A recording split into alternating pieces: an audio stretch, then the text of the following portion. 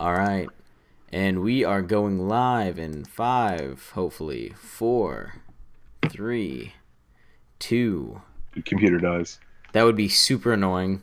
Don't say that, Graves. Right? All right.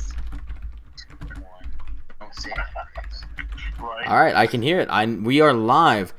Aloha Manga Club. It is your boy Lohali signing in with one of the biggest live stream events that we have had on here.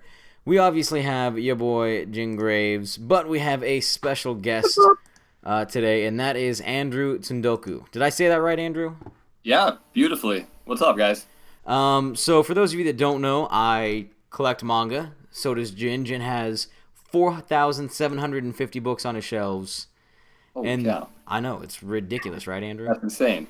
And then Andrew here is one of the larger creators in the sphere. He has created over 150 videos. Has two channels. One of them is a gaming channel, if I remember correctly. Yeah. And like I said, this man creates beautiful videos, and they are absolutely well done. So everybody, here is Andrew Tsundoku. What is up, everyone? I'm happy to be here. You flatter me, dude. I feel like I just kind of do whatever comes natural, and I guess it comes out, and people are happy about it. But I'm glad that you're stoked. It should be fun. It honestly, like, I'm. This is honestly probably one of my favorite things to do, because we create videos not just for myself, but we create them for the community as a whole to grow. So let's tell us a little bit about yourself, Andrew. Why did you start collecting manga? Dude, so I've always been into comic books. My older brother, he's like 8 years older than I am, and he was into like Marvel and DC and all sorts of stuff like that. And so I grew up with like Spider-Man and X-Men and Batman and all the basics there. And then I think it was like a mixture of watching Toonami back on Cartoon Network and watching like Dragon Ball and Gundam and stuff like that. And just getting older and realizing that manga was actually a thing. Because I remember I was in like 7th grade and this kid had the Rurouni Kenshin manga. And I used to watch that on Toonami, and so I was stoked that there was like a comic book of Kenshin. I was like, "Are you kidding?" And back then you called it manga and all sorts of stupid stuff. And so I started collecting there, and then I guess I went crazy. Like once I became an adult and got an income, then it was just like, the sky's the limit, you know. And so 3,000 something volumes later, here we are. Good lord, y'all make my collection seem small. I'm barely at like 525 right now. That's a ton, man.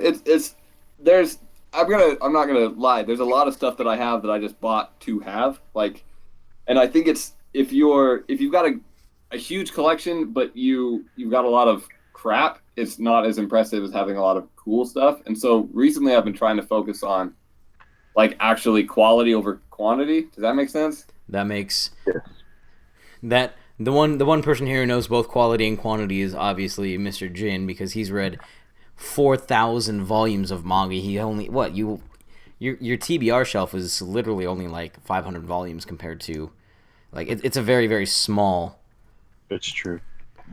like, Yeah. It's barely a fraction. it's insane. So obviously, did you read like regular American comics? I know you said your brother collected them, but did you ever read them when you first started out?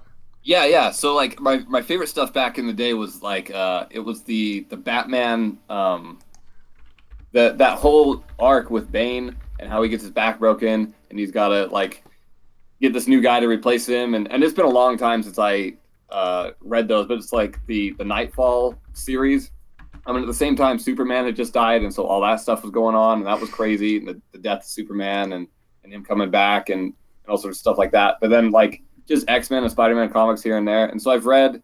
I mean, this was all like maybe, heck, I don't know, like maybe 15 or 17 years ago or so. But I used to be big into like DC and Marvel. But it's interesting because the quality of DC comics is like, and Marvel comics are like far and away above the quality of the manga page, but they've got like a team of people doing it instead of just like the close knit like one or two, three guys that are working on the manga. And also the manga's coming out like much faster, and so they've got to kind of like lower the detail a little bit. But I remember just looking at the comics, like DC and Marvel before, and just being amazed at how detailed and everything was. And I mean, also as a kid, I know I'm a little bit of an artist myself, and so I was always like making my own and stuff like that. So I've just always loved comic books. And then when, like I said before, I like the stories of manga better and anime and stuff like that better. And so Goku quickly replaced like Superman just because he had flaws and stuff like this. And then like Kenshin quickly replaces Batman or whoever. And so my team of heroes kind of like morphed more to this anime and manga side throughout the years. Well, I have an embarrassing confession to make, Andrew. Go for it. Don't be too upset with me. I ended up buying. You know which one this is gonna be, don't you, Jen? I do. I ended up buying all 27 volumes of Rurouni Kenshin. Okay. Dude. And Okay. I tried to read it, man. I tried. I really tried. I Not your didn't thing? I didn't make it past volume 1, and this is something that I should love. Like, it's shonen, it's violence, it's samurai. Like, genuinely, like half of my favorite manga are shonen battle manga, and I just couldn't get into Rurouni Kenshin. But I'm not gonna say the author's name just because of obvious reasons. But I liked his other work, Buso Renken. Like, I loved his other work. I just couldn't get into Rurouni Kenshin, so Interesting. I ended up actually selling it all to a to a random guy. Oh no. Okay, so I'm gonna defend Kenshin here for like 2 seconds. But like when first of all, it's fairly old, right? And he didn't really have an art style when he started it, and he started it as like a pseudo romance manga, and then it quickly turned into a battle manga. Like how Dragon Ball is definitely not Dragon Ball Z, and that story like changed over time. Definitely Kenshin changes over time, and I would agree with you that like maybe the first 7 or 8 volumes are just not definitely up to par with the later half. But it's not for everyone. There's a lot of characters and places that are all in like traditional Japanese, and so like I don't know how to pronounce them, and no one knows how to pronounce them. No one knows what they're talking about, so it's confusing at times, and it's not for everyone. But it was also something that I loved just because I was watching it as the anime. Yeah, you were able to follow along and kind of fall in love with it in 2 different art forms. Yeah, for sure. Long before I even knew it was a manga, I was watching the anime, and I loved it then. And so it was just like, oh, of course, I'll read the comic, you know? Yeah, Graves has heard the whole story of me buying it, like all 27 volumes in the same month, because I got them for really a steal, and I ended up selling them for a profit, luckily. That's good. Yeah, I bought them. I was able to get all of them for like $1.75 a manga, and I ended up selling them for like $2.50 a manga. That's not bad at all. I was super impressed with it. Yeah, that's cool. But yeah, so that's kind of my Kenshin story. I feel super. How much you love that I feel ridiculous. Your love of that is like my hatred of Death Note. Oh no. Oh no. Oh, it's Death Note's not bad. Oh yeah, I'm actually making a whole once I reach 1,000 subscribers, I'm making a whole series on it. And Graves has heard me go, like, heard the entire thing. Shay has heard my entire thing. But speaking of like, so thinking about my least favorite manga, or not my least favorite, but biggest disappointment manga, what's one of the manga that you have on your shelves that you're like, man, that's kind of like Just kind of whack. It's kind of whack. You're like, man, why do I even have this still? Dude, okay, so I've got a good one for you. So I back when Tokyo Pop went out of business, were you guys when did you guys start collecting? That's a good question. So I've been collecting on and off for years. My first couple set of books were obviously Dragon Ball Z Volume Number 11, I believe, was my very first Takuban. Like, that's so random. Well, it's the one where Goku goes Super Saiyan for the first time. Ah, okay, nice. So that was my very first Takuban, but I've been collecting on and off since I was like 7, so that would have been 18 years ago, so like 2001, 2002. And then I got in real deep, probably a year and a half ago. So okay, cool. And then Graves. Mine was when I was 14, and so like 13 years ago. And yeah, I've just been collecting ever since with whatever I had. That's awesome. What did you start with? What was your series that grabbed you? Um, it was Inuyasha and Get Backers. Oh, nice. Cool. I Okay, uh, I so had I had friends that were reading it in middle school, and that's kind of how I was introduced into it. dude, middle school is just a time for manga, I guess. Right. You're coming of age. Start Yeah, manga. for sure. That's what it got me. So the series that I have on my shelf. Okay, so in 2009, like I think it was like 2009, 2010 or 11 or something like that when Tokyo Pop went out of business. Hmm. I tried my hardest to buy up as much Tokyo Pop stuff as I could because back then it was like stuff wasn't getting reprinted as often and series were getting dropped like crazy. And so I was super worried that I would miss out on stuff that Tokyo Pop had printed. And so I bought up all of Fruits Basket like within a matter of days. And I was so stoked to finally have it. And I tried reading it like, I don't know, like 10 years ago or no, like maybe like 6 or 7 years ago. And I just couldn't do it, man. And like you, I got like a couple volumes in.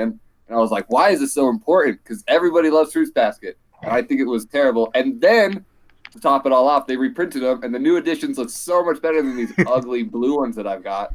And so I've got this horrible looking old manga sitting on my shelf that I don't even like, but it's here. It's like whatever. You're like, I have. There's just a point where you're like, I almost have to keep this now, just out of being stubborn. Yeah, out of spite, really. It's just like, You're like, but dang it. yeah, but whatever. And I mean, I know it's a great series. I should like it, but I mean, it's not. I guess it's not for everybody. It's definitely not for me.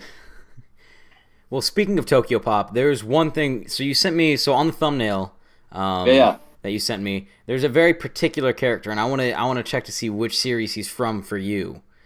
I noticed Okay. that you have my boy Plu. Blue, yes. Plu. Blue is Is it Plu from Rave Master or is it Plu from Fairy Tail? okay. So I am going to tell you this Blue from Rave Master, but the tag says Blue from Fairy Tail.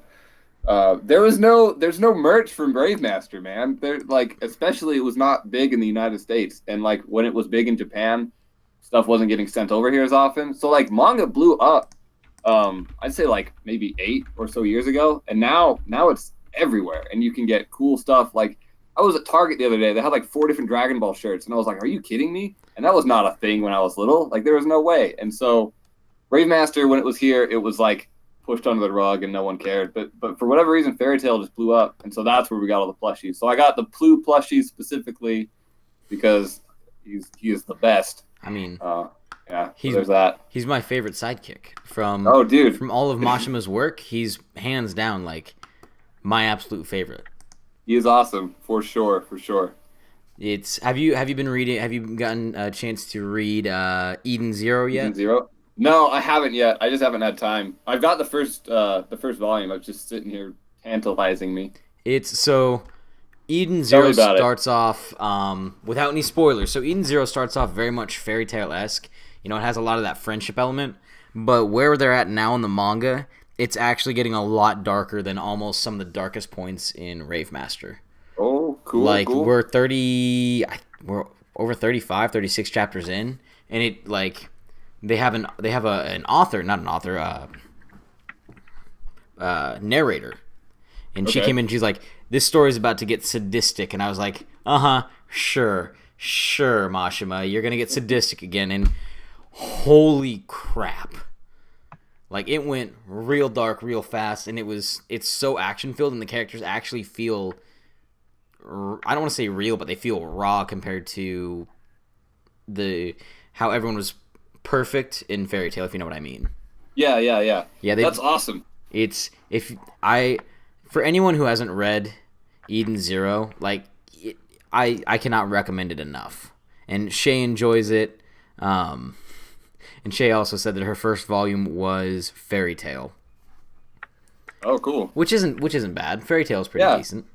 Not bad to start on. I thoroughly enjoyed Fairy Tail more having come from Rave Master because you can look at all the characters and you're like, oh, that's just like this, or like Siegs in both of them, and there's so many nods to Rave Master in Fairy Tail. It was so fun reading it, knowing the other series, you know. It is, and I think if you go in knowing where Mashima was at the end of Rave Master, like his mindset and why he created Fairy Tail, you're able to more easily accept why he did what he did in the story.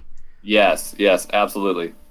It's insane. So what's a series that you've never read Monster Soul or Mashima Circus? No. Oh man. I had to double check. You're just over here being cool. That circus one's cool. There was what was it? Was it Parasite? Parasite? I think Parasite M has a bit from Mashima. Let me check. I don't know. I don't want to say this and have it be wrong. Is it Neo Parasite M? Yeah. The Neo Parasite M. There's a chapter that Mashima does, and it's like, yeah, it's crazy. I wish I could show you guys. Dude, that sounds awesome. There's like Migi attaches to Lucy, and there's just like craziness. Yeah. That would be terrifying. That would actually be genuinely terrifying. See, that's something that I had no idea on. There you go. Now you know. So I know that I kind of have a white whale of manga that I'm trying to get to. Jin has a few. Andrew, what are some white whales of manga that you kind of want to get? And then Jin, tell me what a few of yours are. Like, what are you chasing down, and what have you been trying to get on your shelves, but you've had a hard time? Crap, man. The Drifting Classroom. There's this series. It's like 11 volumes, and it's old as crap and out of print. And a long time ago, I was in a bookstore, and I picked one up, and I read it, and I was like, oh, that's really cool. And then I put it back, and I think I read like 3 of them there, just like throughout the time. And it was never cool enough to buy over something like, I don't know, over something like Eden or whatever I was collecting at the time. But it was always like in the back of my mind, and then suddenly it went out of print, and none of them were anywhere, and I was like, uh-oh, that's worrying, and I still haven't been able to find them. And certain volumes are like hundreds of dollars for, I think like volume 7's completely stupid expensive, and other ones are fairly expensive. And I don't want to pay more than retail for this stupid series that's been out of print for so long, and I'm hoping that someday they'll just, kind of like what they're doing with Knights of Sidonia and Blam and stuff like that, they'll just recompile them. Yeah? Yeah, I think one of them comes out at the end of this year. Drifting Classroom? Dude, who's publishing it? Oh, I couldn't tell you that one. But man. I think it's at Right Stuff right now that you can see it. Oh, snap. I will totally check that out when we're done with this. We're about to lose Andrew on this phone call just to go find the Drifting Classroom. Peace out, guys. I was so stoked also for that Aria is getting republished, because that's another series that it was done by Tokyo Pop, and they died like halfway through its serialization, and so we only got 6 volumes, and so now that we're getting those reprinted, I'm super stoked about that. Man, y'all have some awesome white whales. Mine are just lame. Graves, what's your white whales? What are yours? Mushishi. Rave Master. And I would probably say Fruits Basket at one point, but now that it's gotten reprinted, that's kind of off the table for that one.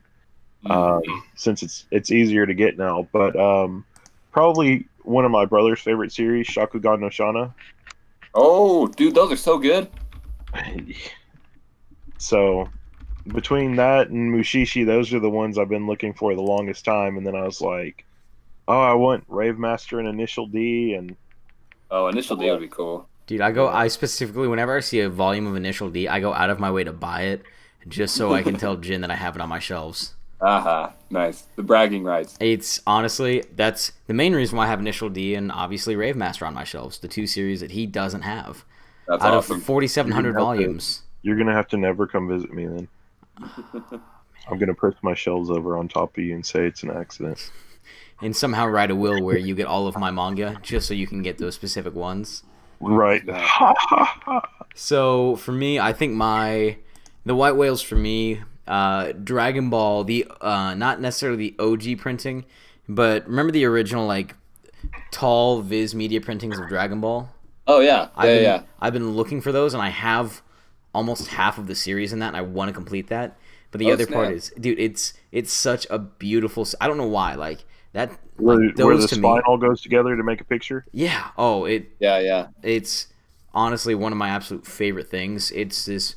They're taller, they're a little bit thinner, but they feel heavier. Like they like better paper quality. Yeah, and I have no idea why they feel like that. and this one is gonna sound ridiculous. My absolute 100% white whale would be Pluto by Naoki Urasawa. Oh. I know. It's for me.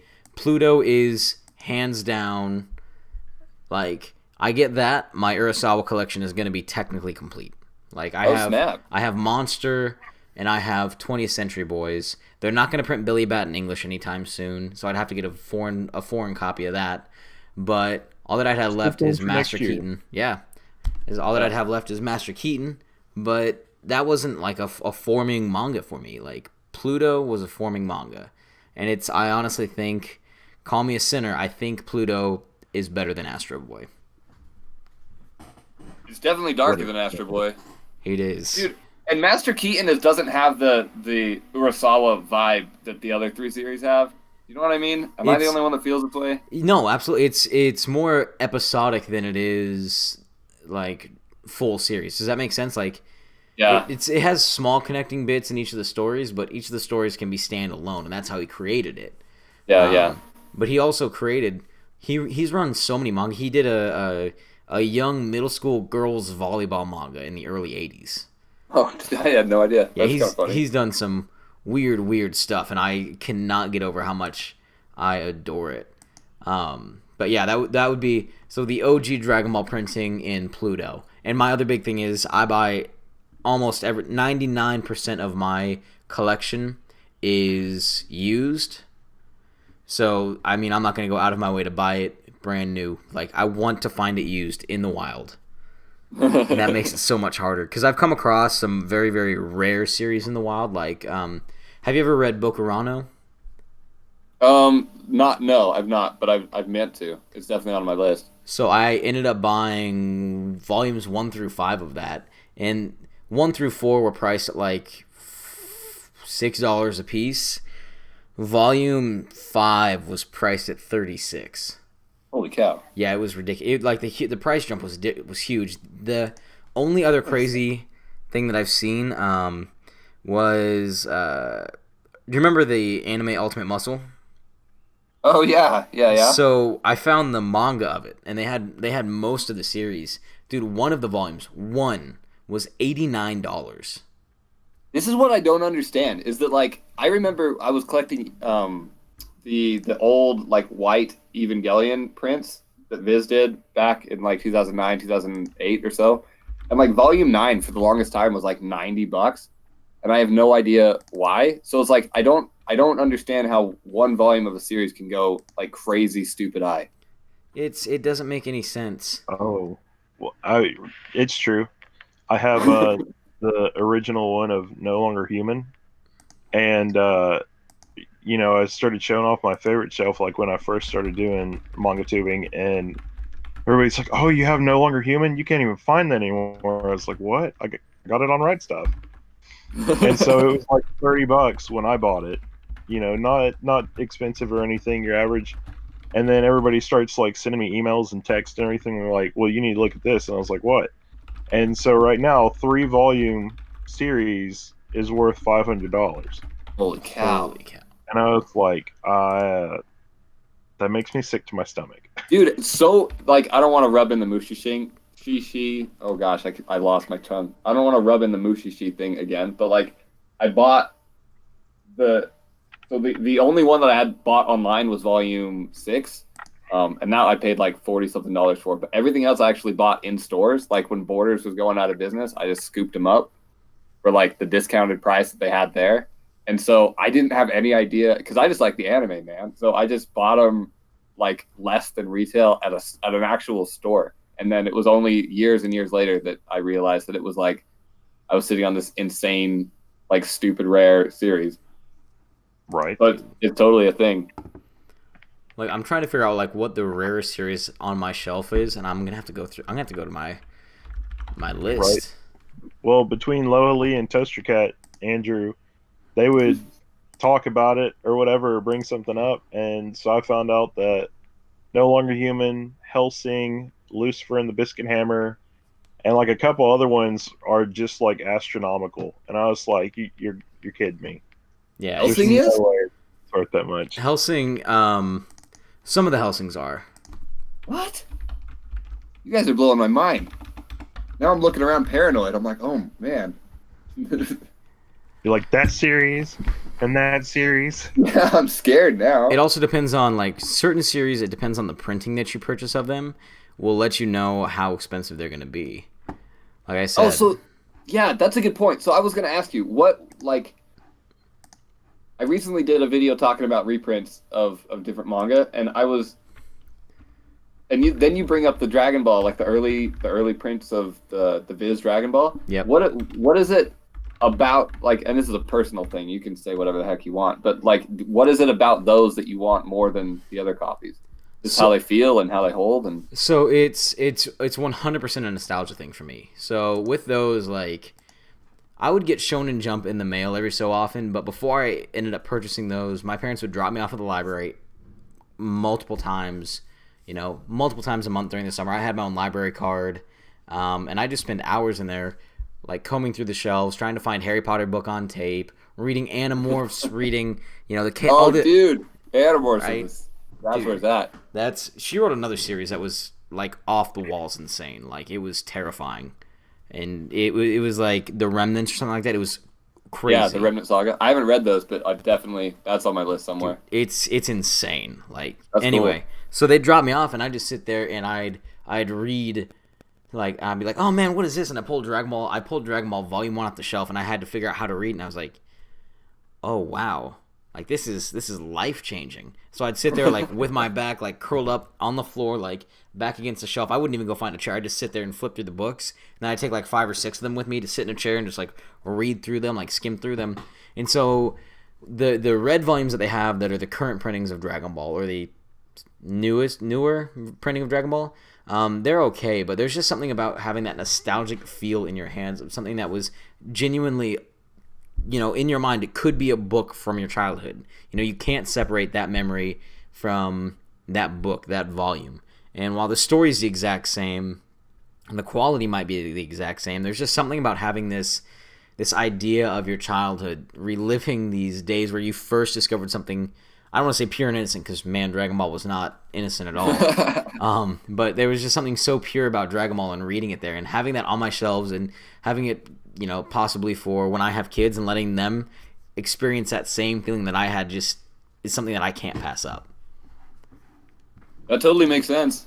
The library was also my babysitter a lot of my childhood as well. And I remember the Pokemon Adventure books, and, like, the same thing. They were just a little bit taller and a little bit thinner and a little bit heavier. And so I would rather have those than the new editions that they're coming out now. So I totally feel that as well. Yeah, I don't know, man. There's something, and, like, I also, when I was younger, was a big scans reader. So some of these series I don't need to buy in specific forms. Like, I don't need to buy Monster in the OG Takubans. I'm cool with getting the perfect editions. Yeah.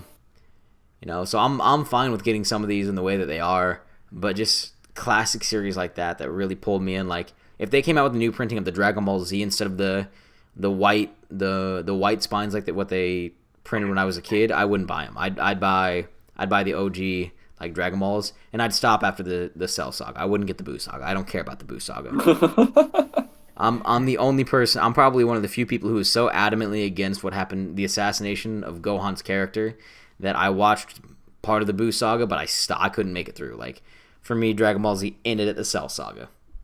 Yeah, dude, that's the only thing that, I've probably seen every episode of the original Dragon Ball Z, like, maybe 3 or 4 times, except the Buu Saga. And I saw that once, and I was like, okay, that's good. And then, like, that was it. It was the character assassination of Gohan for me that really did it. I was like, they made him the Great Saiyaman. I was like, that's it. Can't do this.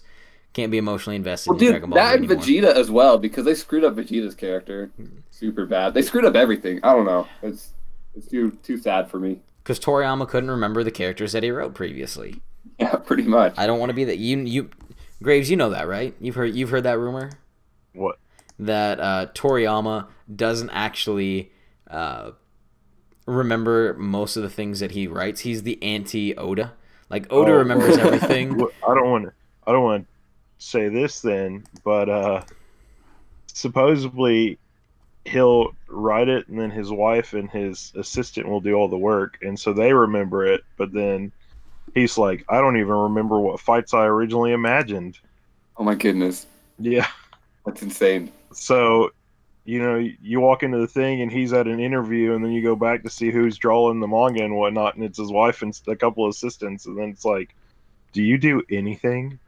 What's crazy is the fact that like I know I've committed it so much to my memory, and it's not even mine. And so I'd imagine that the dude that made it would be just as far into it, if not more. But I guess that's just not the case. No. No, no. Like I said, he's the anti-Oda. Like, Oda has been planning One Piece since he was like 4 or 5 years old. Like, that's how in-depth this series is. And Oda's like, all right, I got this, boys. Like, he'll go back and reread chapters to make sure that his continuity makes sense. Toriyama's just like, nah. He's like, nah, I don't care. I've also heard that he doesn't like his artwork. Like, he just draws it because it's easy, but he doesn't appreciate any of it himself. I can see that. Yeah, I could totally see that. I was like, do you like that Broly's now canon? Oh, dude, I was gonna do a video on this, but I got too angry, and so I just scrapped it. I've tried like 2 different times to talk about this, and it just gets crazy. And I like the Broly's canon, but I don't like this new movie at all. I like it at all, but not as much as I could. I think specifically, if you compare it to the old movie, I like that. I do like the fact that they've given Broly like character development. I think that's pretty cool. But I liked how serious the other one was and how like crazy the other one was, specifically the Broly character. Yeah. And this new one just seemed like they kind of cheapened it all, and like it was the thing with Dragon Ball, and this goes like you can pick this apart to any specific piece of it, but there's like a really serious aspect of it, and there's a really silly like a silly aspect of it, and I think that for me, Dragon Ball is definitely more serious than silly, but it has both ways, and I think that the American dub, like the Falconer dub with the Falconer music specifically, is like way more serious than whatever they were doing in Japan at the same time. And so I understand that the silly is part of it, but I just don't want it to be because I'm so used to it not being a part of it. Does that make sense? it does. It's like it went from Dragon Ball, which was fun and like lighthearted, to Dragon Ball Z, which had some fun moments, but it was like intense. Like they didn't throw in humor during the fights and things like that, like they did in Dragon Ball. Yeah. The new stuff feels like they throw in a few more jokes and a few more humor to try to get a different audience involved. Yeah, well, or like to try to nod to the long-term Dragon Ball fans, and that's totally fine. That's totally respectable. It's just it seems weird for me and how I originally experienced it all. It just seems off, and so to have all the hokey weirdness in the Broly movie, I was like, what are they doing? But it looked cool. Like visually, it was one of the best Dragon Ball movies ever. And that's saying something because Dragon Ball's been so ahead of its time for animation. Yeah, for sure. I think Dragon Ball Z has been Dragon Ball Z like as a series, and I don't know how many people I know. I think Super Eye Patch Wolf made a video about this. Just how far ahead of its time Dragon Ball Z was for its artwork. I mean, if you take a look at other manga and anime that came out in the exact same years, somehow whoever was drawing Dragon Ball Z, like either his wife, himself, or his brother-in-law or whatever, like somehow they saw what the future of manga was going to be and they clicked it in. And it's insane. Like it is totally true. And specifically, I mean, I know we were just both collectively like disregarding the Buu Saga, but the Buu Saga looks so good. Like the lines are just clean and everything looks awesome. And it definitely was ahead of the other stuff that were coming out with it, like Digimon or whatever else at the same time. Like whatever else was on the Toonami block, I remember. And I was just blown away how cool it was. I want you to think about this. Dragon Ball Z, not even Dragon Ball. Dragon Ball Z first was created in 1988 and ended in 1995. You find other series from those years that look anything remotely like it. Oh yeah, there's no way. It's just how good it was. I also feel like, and this is like a decade after that, but I feel like Cowboy Bebop was way better animation than things got to. Like, I watched the old episodes of Naruto. I stopped about halfway through, but like Naruto stole so much stuff from like original Cowboy Bebop, just like frame for frame fight scenes and stuff like this, because Bebop did it so well, and they did it back in 1999, and that still blows me away. Yeah, it's It insane. still holds up. What do you think, Jin? I was just thinking about that too. Naruto, um, well, with Naruto, the old one, they actually had that, and whenever Shippuden started coming out, they were like, we had to change this up. So if you actually watch the anime and stuff, the artwork is a little bit different. Yeah. Which I don't like it because I feel like they made it more cartoony than the kind of serious stuff when you first started Naruto. So what about series that just go on forever, like the Dragon Ball turning into Dragon Ball Z, or like Naruto turning into Shippuden, and now Boruto and things like this? What do you guys think about just series that won't end? Jin, you got you get first answer on this one, Jin. Go for it. Hold on, I gotta look at the shelf real quick. I have a shelf that has all the big series on it, and that's what I had to look at. I feel like it all depends on how they do it. Because I know, like, well, let me talk about how it's wrong to do it first, and then we'll go back into how it is. Yeah. Okay. So Pokemon Adventures, since that's the one that you said you liked, Yeah. up to the Hoenn arc and the offshots from it, like Leaf Green and all that, was spectacular. I loved it. But they got a little too antsy with some of the newer ones, not wanting to wait and put it in the timeline and printing it too early, and I think it ruined part of it, Yep. Absolutely agree. But as far as it goes, I think Naruto probably shouldn't have turned into Boruto, just because it's one of those arguments like Avatar: The Last Airbender turning into Korra. Mm-hmm. It's really good having them how they are, but then when you start putting in the futuristic stuff of cell phones and cars and everything, you lose kind of that medieval aspect that all of us enjoyed. Mm-hmm. And so, between that's why I really like One Piece, and obviously I can't speak for you, Lohali, but I would imagine that you like it a lot too. I wouldn't say that I enjoy it. Just because of where it started at, still feeling like where it is now. It even though you've gotten all this growth and progress, it still gives you the nostalgia from when you first started it. Mm-hmm. And I only have one other series that I felt that way. Fairy Tail was rocky for me with it. Bleach, oh my god, that was climbing a hill. And Detective Conan, I would have to say, is probably my biggest one right now that I have that holds true to its roots, like One Piece.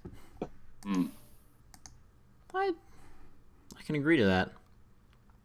Yeah, it is definitely, as long as it doesn't ruin the beginning of the series, I'm fine with it. But the more, and see, even Dragon Ball, because I love Dragon Ball Z, man, and like we were talking about this endlessly, but it got too far away from what it was, and I would have liked to have seen it end at Frieza like it was originally planned to. You know what I mean? Yeah. And like how different would that have been? And so instead of this just going on forever, and definitely Fairy Tail is a good example. Definitely Bleach is a good example of just doing it not well. Yeah. I mean, part of it is I think Kubo got in over his head. He's an artist. Like, down at his very core, he is an artist. And I think he originally, if I remember my stuff correctly, so I'm probably wrong, I think Kubo actually wanted to end the series after the Soul Society arc. However, Shonen Jump basically told him, no, you got to keep going. Like, you got to keep creating a story and story and story. And so he kept dragging on further and further and further from where he was comfortable with going. And it ruined the story. Like, the publisher, I think, ruins the story sometimes more than the author does, because they're forcing the author to go past what they intended. Yeah, absolutely. They talk about that in Bakuman, even, of all things, of just Shonen Jump just pulling it until there's nothing left. Yeah. I have one question for you. Shay asked another question. She's actually asked a few, and I want to get to a couple of them. Oh yeah, for sure. Stepping away from manga as a whole and focusing on being a manga tuber, Shay kind of wanted to know what it's like to work with, work not necessarily directly with publishers, but working with publishers like you have in the past.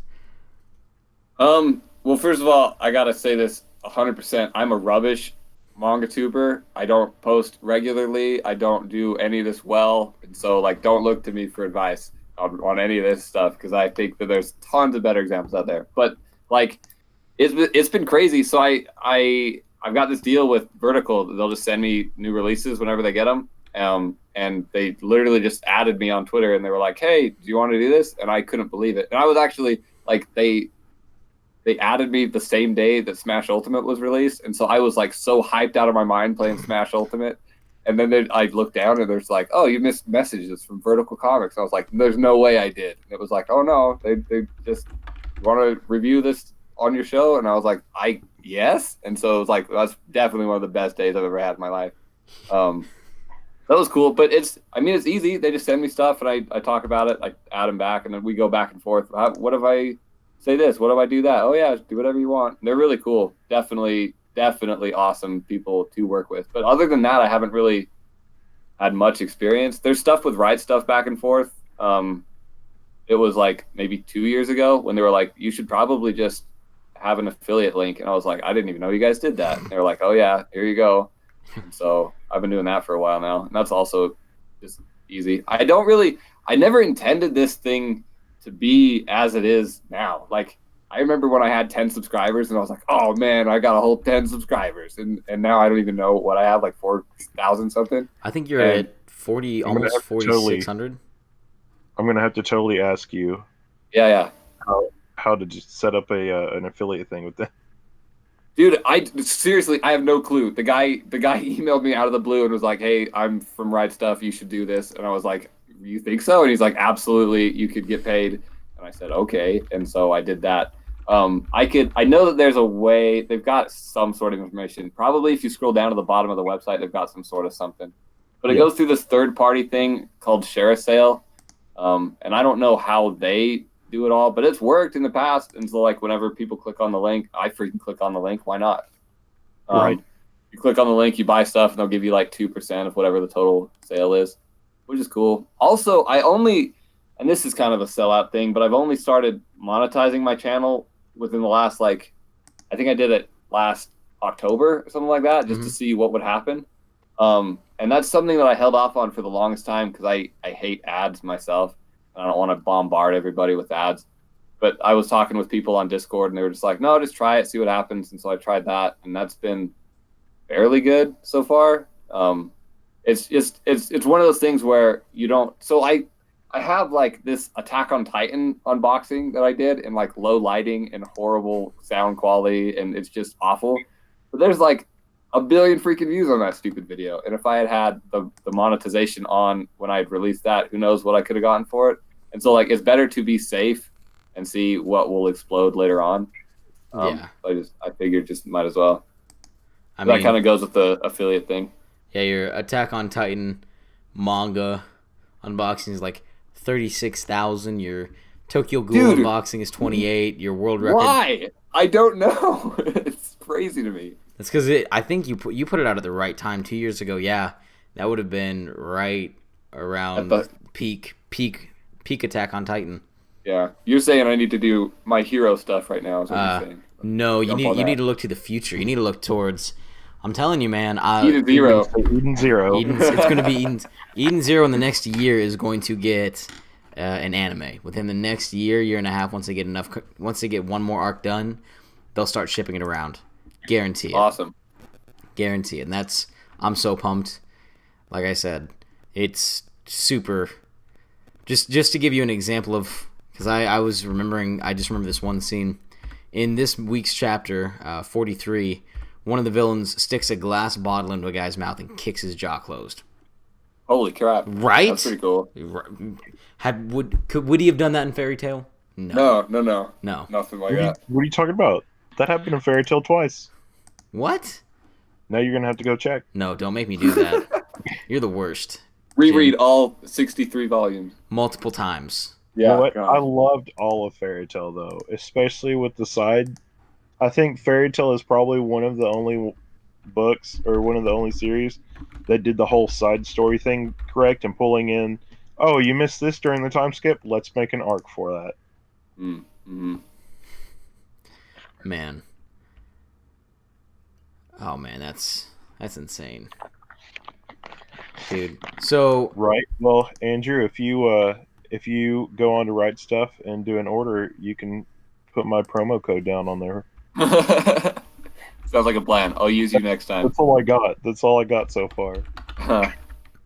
Dude, I haven't bought manga this year at all. Like I've What? been so it is crazy. So like I have I've reached maximum capacity with the library and I have started like putting volumes vertically on top of other stuff, but I don't really have a lot of space to do. So like I've actually boarded up my window and yeah, and I put shelves in my windowsill and like I've gotten as pretty much as creative as I possibly can and I don't have any more room. And so that's kind of deterred me from buying more stuff, but there's more stuff that I want. I'm just trying to hold myself back before I run out of space to put it all. But like I was reading Prison School and that's got more out that I haven't read yet. And that's driving me crazy. And same with Promised Neverland and all these different great series that I've just had to put on hold until I can figure out what the heck I'm going to do. yeah, there are just so many. Man. And this is a lesson. This goes back to the beginning. Don't buy stuff just to buy it. Like buy good stuff. Because I got a lot of crap. So I should put Fruits Basket behind some other stuff. Is what I should do. Maybe. That's a good plan. Yeah. So are there? God, there's so many things that I want to ask you. Like, Yeah. Go ahead. what is your favorite series on your shelf right now? Dude, oh man, this is a tough question because it kind of depends on what mood I'm in. Exactly. That's why I said right now. Yeah, it is. I have been absolutely loving Promised Neverland. With what I've read. So like, where the heck is that? So up to volume 6. I haven't read anything past 6, and I've been staying away from the internet. I know, I'm scary. I've been out of it for like 5 months, man. So I've read what I've read. It's great. Huh? I'm going to need you to catch up because a lot of people have been asking me about Volume 9 and thinking that it's not so good, and everybody's like, I don't understand why. And in my opinion, I think it's the first one you knew from Volume 7 and Volume 8 everything that was going to happen. Uh-huh. And so Volume 9 is the first volume where you've already had everything told to you before, and it's not as good because you know it's going to happen. Oh, I see. I could see that. Yeah. Yeah. Shoot. Well, I don't want to know about it yet. I'm stressed. I've been staying away from the internet and everything. I've kind of been like living in a hole the last 5 months, honestly. I mean, we might have to ship you some manga just so you can get that fix. Maybe. I've got he can sell off Fruits Basket. He doesn't. Yeah, some poor sap. I'm going to sell color. I can get them. Yeah. Aside from that, dude, I love 20th Century Boys, like, probably more than anything. That's one of my favorite series. It reminds me of my childhood, all the, like, flashback parts of it, and it's still crazy, and there's like, something for everyone in that manga. It's funny, and it's action-packed, and it's sweet and lovey and horrible and, like, tear-jerky. It's such a great thing, and so 20th Century Boys is probably my all-time favorite. I don't know. There's so much good stuff, man. 20th Century Boys is one of mine. Not Eden Zero. I Shield 21. Oh yeah, I love I Shield 21. That's cool. Like that's OG sports for me. That is something that I've never gotten into. Is like the whole sports genre in manga. Like initially a little bit, I guess if you could call that sports, but like everything else, I'm a 100% nerd and I don't do the sports at all, and so I've kind of steered away from them. But stuff like Slam Dunk, and I tried to read Kuroko's Basketball, So I know that these things are good. I just, for whatever reason, I haven't pulled the trigger on them yet. For me, the story and the artwork behind iShield 21 are something so, I don't want to say unique and rare. They're just so perfectly tied together and well done. The artist was Murata, so the guy behind One Punch Man, the current iteration of One Punch Man, Oh, cool. and the author, the story writer, is the guy behind Doctor Stone. Oh, wow. Yeah. Okay. So they research everything really thoroughly, and they make it easily accessible for the people who haven't done sports before. Like, because the character, the MC of the story, is somebody who'd never done sports before. So each time that they introduce a new concept, it has to be explained to him, so that it's naturally being explained to you. Okay, that makes sense. That's Right. cool. Yeah. And that's one of those ones that come up on Right Stuff every so often. Is like one of their like lot sales. I should think about that. Right. It's a good recommendation. Dude, I forgot about Doctor Stone too. That was also another good one. Dude, Doctor Stone is boss. Do you have a series that you'd say is like your overall favorite, like you go to all of them? Yeah, I've got three. So 20th Century Boys for sure, and then Rave Master for sure. And then it's kind of a toss up between Kenshin and Nana of all things. I freaking love both of those for different reasons. I just wish that Nana was finished, and we'll never get a conclusion of Nana. And the other thing is like so Nana has a crap ending because it doesn't end, and Kenshin has a crap opening because it didn't know what it was in the beginning. And so those are both like meh. But for sure 20th Century and Rave Master. And dude, Rave Master came at such a great time in my life because I was like, I think 13 when I started reading it. And it was just like, here's this other like little boy hero with a giant sword. And it was like, what's not to like, man? It was great. Oh man. See, that was cool. Every time that you say Nana, I think Nana Takaru. I'm like, ooh, that's interesting choice. I was like, no, Ayazawa was Nana. oh man. Mine going back to, like you said, with old Tokyo Pop days before they renewed themselves and started printing Disney stuff. Suikoden 3. Oh yeah.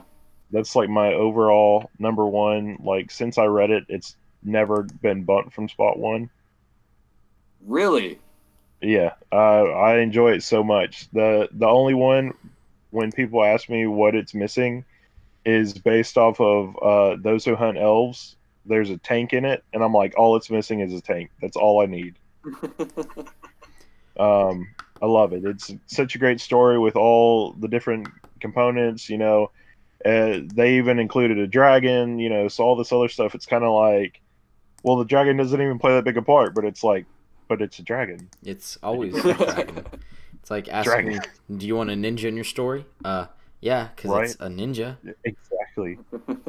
And then Remonster, it's kind of more of a newer printing. Volume 4 comes out at the end of the year. So I think that one's been going on. It only has like 2 volumes come out every year, so it's really cool. good. Yeah, my go-to series, like, let me preface this by stating that I read manga in different ways than normal people do sometimes. Normal collectors do. So not all of these have been on my shelf. But my go-to reads, hands down, Hajime no Ippo. Like, I will reread that one time and time and time and time again. There's, 1,200 chapters, and I've read all of them 4 times. Oh my goodness. It's ridiculous. If I didn't do that, I would have so much more time to read other manga. iShield 21, I'll go back and reread. Oddly enough, this one might shock a few people, but Chrono Crusade, I'll go back and reread every now and then. Interesting. It's not a great series by any stretch of the imagination. It's easy to read. And that, for me, that's an important thing. One Piece, obviously. I'm just looking at my shelves right now to see what I got. things that I go back through and reread. 20th Century Boys and Monster, but I have to read them far enough apart that I'm still surprised by the twists and turns in them, which is super weird. Like I have to take a break from them. I'm still waiting for you to pick up Moyo and Roji's Bureau of Supernatural Investigation. I'll think about it. I'll think about it. Beck. Have you ever gotten to read Beck, Andrew? I have not yet. So Beck is. Do you know what it is anyway? I've heard of it. This is what is it, like the musical one? Yeah, it's It's one of them that's made me legitimately cry. Just not like sad tears, just like feel good tears. Awesome. Kakaishi, I'll go back. Mar. Sorry, my other white whale is Mar. Mar, however you want to say it. Oh yeah. That's my other white whale. Hey, I have Mar. I know you do. You're the worst. But I don't have the second one, so. So two things. We have one. We actually have three questions. One is, have you ever heard of After Hours? It sounds familiar. I've probably heard of it, but I can't recall it right now. I have also never heard of it. It's got two girls on the front cover. It's Oh, okay, I see. I'm trying to think where it comes together, but because there's another person that writes for that series that they have a bunch of. Oh no! Wait, After Hours. I've got it. It's 3 volumes. All right, this is the problem with having a big collection. You don't know what the heck you have. What? I know. I've got it right here. Two girls on the cover. It looks like it says, the club is hopping and Emmy isn't, so she ends up hiding in a corner after her friend ditches her to flirt with a guy. Oh, no. Right. Oh no. Yeah. You don't do that. That's a no-no. So, yes, I've heard of it because I've actually bought them, but I forgot. He just forgot. Yeah. I really want to know now. I used to have friends come over and we'd play this game where I'd turn around and they would ask me where a certain series was on my shelves and I could pinpoint where it was. That is awesome. Exactly. And they'd be like, that's sick. And I was like, wait till my collection gets bigger. Yeah. I might be able to do that with all. Let's see. I think I have 40 series right now. I have. Actually, I have 63 total series on my shelves. Then, you write everything down? Yeah, I have a whole spreadsheet of what I got.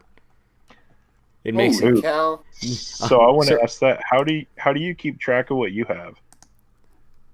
Me? I obviously don't, as we've just now seen. Yeah, no, that's a scary thought, actually. Now that I'm thinking about it, it's like maybe an Excel file is not a bad idea. Yeah, I created mine on Google spreadsheets, and it's how I track just a bunch of them. Like, the only reason I wouldn't do this, like, I'm not normally this obsessive about organization. That's why I know I have 526 volumes on my shelves right now. But the only reason why I'm doing this is because I've gone through and bought multiple copies of things before without thinking about it, because I was like, do I have volume number 13 or volume number 12? And then I buy volume number 12, and it turns out that's the one that I had, so I didn't get 13, but I needed it, and I ended up buying 12 twice. Like, that's happened multiple times. I was like, this is not happening again. That's funny. I've totally done that before, too. It's how I budget myself. I log all mine on Goodreads, and then I, just type in what the name is, and I know which ones I have and which ones I don't. It's true. That's a good idea.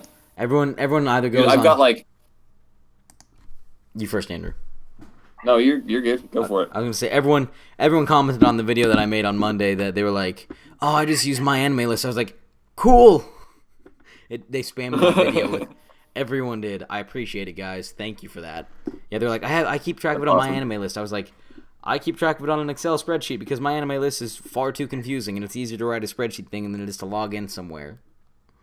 because I'm crazy. I've tried to do my anime list and I can't do it. Dude, I said this before, I just suck at social media. I suck at being a YouTuber. I suck at all this technological stuff. I can't even get my camera to work. But like I know what you mean about buying extra stuff. I've got like a box, like 2 boxes actually, of just stuff that I've bought on accident. But I'm like, oh, I already have it, or I didn't need it after all, or whatever. It's like an exile box. Yeah. And then Shay kind of also wanted to know, because I'm saving a very important question for close, for not last, but later on. Sure. Shay was kind of like, why don't you get rid of the things that you don't like? Like, Dude, that's such a good question, and I think I was talking. Okay, so my friend and I have been collecting both since we were like kids, like teenagers.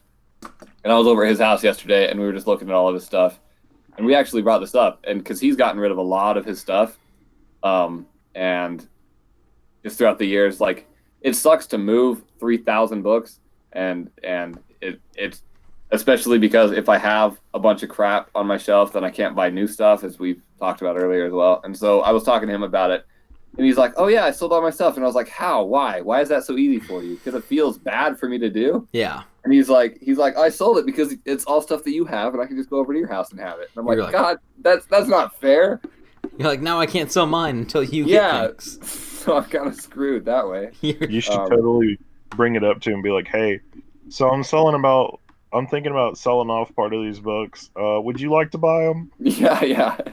Not a bad idea. Not a bad idea. I need like a museum or like an actual library that I could just have somewhere and just donate it there and just go there and hang out. Not a bad idea. I don't know, Shay. That's a good question. I think I don't sell them partially because it sucks to sell stuff, at least for me, just because I suck at technology. But I think also because it feels cool to have so many books. But I think now that I'm actually at like maximum capacity level full, that I definitely need to consider it. I have a 2,100 square foot house that I'm living in now. I am nowhere near max capacity, so I will keep the things that I don't like, even just because it's. I'll make a whole video on it, but there's specific reasons why I do that. Don't worry, Jay. And then Maskio J wants to know. I was like, are you going to ask me this question too, Lovely? I am. Do you have one today? Do you have one today, Jin? Do you have one with you? What? A head wrap. And do you throw any? I forgot. Do you actually ever sell any manga? Jin? No. So I have talked about one series that I have, and I am gonna sell it to somebody, but it's because when I was trying to get it, I was actually lied to, because it's got like 4 or 5 parts to the series, and it's not cohesive. And so I don't even have like part of it. So I'm like, if I wanted to read it, I'd have to go track everything down. So I don't even include it in my list anymore, but it's part of the GTO series. Oh.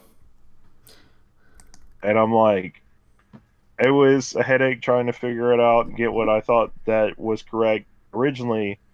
Now I don't even want to worry about it. So,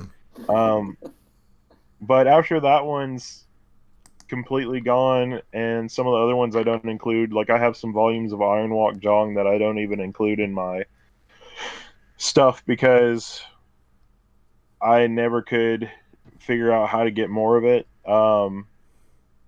Besides both of those series, everything else that I actually have logged and everything is either I have every book that's been made for it so far, or everything that's ever come out for it. So I'm at 100% with that.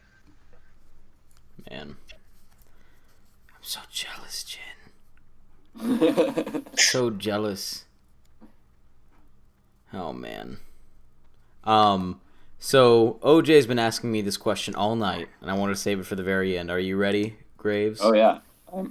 Is it for me or is it for Andrew? This is for all of us. Oh, okay. So, Andrew, my thing is, in all of my videos, I'm wearing one of these right here, a head wrap, right? Yes, sir. And I wear them from a very specific company they are very well made. They're awesome. Looks comfy. They honestly, like, I wear them all day at work because they let my hair breathe and they hold all my hair out of my face, and they're stylish. Awesome. But Graves also has a few head wraps that he uses every now and then. He has one of them that I've been wanting for a while. Like I would almost trade him. This is the one that I bought you. It's that I haven't gotten yet. I have some stuff that I have set away for people that I just have to find the time to go to the post office. I got you. Because I'm sure Shay's going to say the same thing and be like, I haven't gotten my stuff yet either. It's all good. I check my mail every day waiting for you. Is it this one? It's that one, yeah. That's one of them. You also have the Lumberman. I do have the Lumberman. The Lumberman. That's my favorite one. It is. It's awesome. I wore it to work, and I had a couple people compliment me on it. That's because and they're comfortable, aren't they? They are. But we've noticed that you keep your hair back in a few different ways. You use bandanas, which I have done before. Yes, sir. And I've noticed every now and then you throw on either the Linkin Park style beanie bill cap or a nice fedora. Yes. Yeah, or sometimes just whatever, and I tie it up in a knot and forget about it. I mean, absolutely. Out of all of those, which is your favorite? How do you like to wear your hair? Dude, this is such a funny question to me because I have a process. So the bandana is like the go-to thing, and even when I've got the beanies on or the fedoras on, I've still got a bandana underneath it. What? Yeah, I don't know why. It's like it might be just an obsessive thing at this point. But the bandana is, dude, it's good for everything, man, because it keeps everything out of the way. It doesn't get stuff in my hair, so I like to cook a lot. And it's super easy just to pull everything back, wrap it up, so nothing splashes up on me or whatever. That is true. That's super nice. I don't know, and they come in like a zillion colors. You can have whatever color you want, or whatever style, or whatever size. Maybe I'm just crazy, but that's my thing. The bandana, 100% for sure. There you go. Coming 2020. Andrew the Cook's webpage. Yeah, I'll just convert the channel over.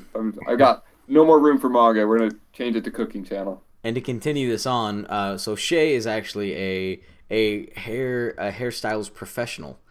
And she's loving this conversation, and I know that Mr. Graves over here is trying to grow his hair out. What advice would you give him? Because I know you have long hair, I have long hair, and Graves wants to get there. What advice would you give Graves? Hey, we're just right there in it because my hair is not long enough for the weight to let it stay down.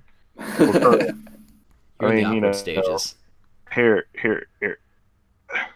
You're getting. Oh yeah, so it's a lot longer than what you think. Yeah, for sure. So what? I think.